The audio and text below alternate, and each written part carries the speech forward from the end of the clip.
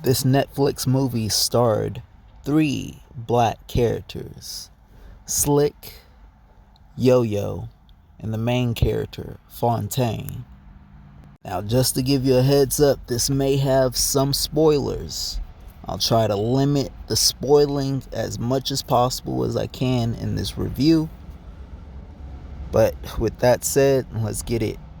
This movie touched on a lot of subjects that are currently going on in this society. And it always makes me wonder, do black people really care?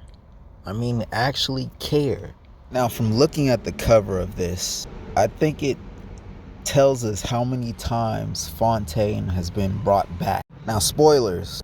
If you remember the beginning scene, it was like a glimpse in the future, and then it went back to the present time.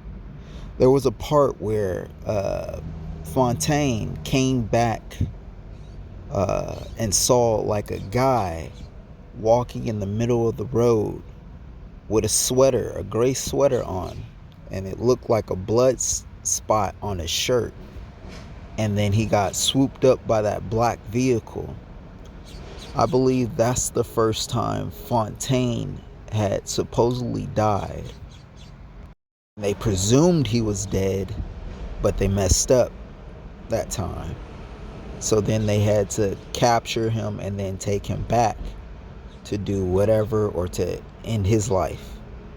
That was the first Fontaine. The second Fontaine that you see in this cover is the Fontaine that we then see in the beginning of the film, where he then gets shot up in the vehicle. That's the second Fontaine. The third Fontaine, the only Fontaine on here that you see looking away, is the one that comes to the realization of what all that is going on with the clones, as well as the one who survives.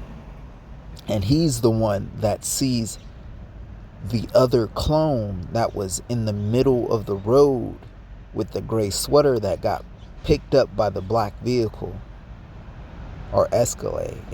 This Fontaine later is shot and presumed dead, and another Fontaine is then brought back in his place, which is the fourth Fontaine. This Fontaine is then kidnapped, held hostage, tied up in a hotel, still alive. Then the last Fontaine, the fifth Fontaine, is the Fontaine that we see that Tyrone ends up seeing on the news on TV. Now, I don't know if the director or person who was doing the cover art was going for that when they did this cover art, but that's my assumption based off of watching